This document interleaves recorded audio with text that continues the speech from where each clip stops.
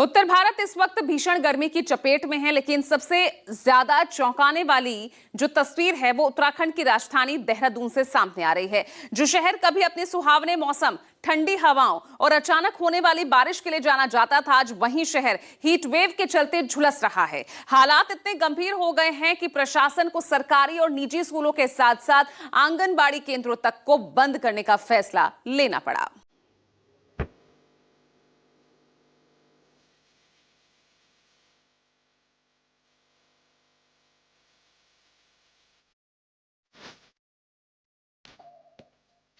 देहरादून नाम सुनते ही सर्दी का एहसास होता है। इन दिनों बेतहाशा गर्मी ने देहरादून की पहचान ही बदल दी है। आलम यह है कि सुबह 9 बजे के बाद और शाम 6 बजे तक सड़कों पर निकलना मुश्किल हो गया है। शहर की प्रमुख जगह राजपुर रोड, घंटाघर और आसपास के इलाके जहां कभी पर्यटकों की भीड़ रहती थी, अब गर्मी के कारण सूने पड़ते जा रहे हैं। ये बदलाव केवल मौसम का नहीं बल्कि जीवन शैली और पर्यावरणीय संतुलन का भी संकेत है। हालात इतने गंभीर हो गए हैं कि प्रशासन को सरकारी और निजी स्कूलों के साथ साथ आंगनबाड़ी केंद्रों तक को बंद करने का फैसला लेना पड़ा है। प्रशासन के द्वारा ये निर्णय मौसम विभाग की चेतावनी के बाद लिया गया है। इस आदेश के बाद सिर्फ राजधानी देहरादून शहर के स्कूल बंद नहीं हैं, बल्कि मसूरी और चकराता के भी स्कूल बंद हैं, जहां साल में बर्फबारी होती है। यह निर्णय बदलते पर्यावरण की एक गंभीर चेतावनी दिखा रहा है। हालांकि देहरादून में बारिश, ठंड या प्राकृतिक कारणों से स्कूल बंद होने की घटनाएं पहले भी देखी गई हैं, लेकिन हीट वेव के कारण स्कूलों को बंद करना पहली बार देखने को मिला है, वो भी अप्रैल महीने में।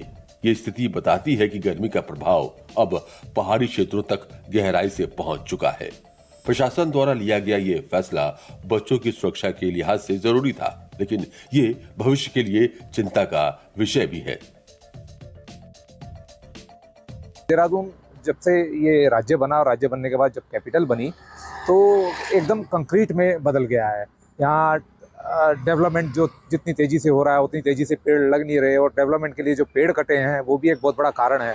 और नदियाँ लगातार सूख रही हैं, नदियों में पानी नहीं है।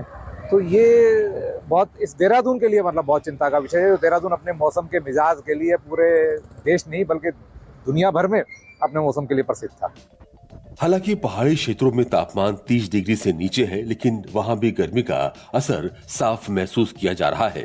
मौसम विभाग ने साफ किया है कि 40 डिग्री के आसपास तापमान पहुंचने पर हीट वेव की स्थिति मानी जाती है और इसी कारण प्रदेश में अलर्ट जारी किया गया है। पहाड़ी जनपदों में भी अभी टेम्परेचर जो है हायर साइड में ही है। हायर साइड में मीन्स कि लेकिन वो हीट वेव का जैसे क्राइटेरिया है वो सेटिस्फाइड तो नहीं होता है, क्योंकि मैक्सिमम टेम्परेचर जैसे मैंने बताया 30 डिग्री के अंदर है।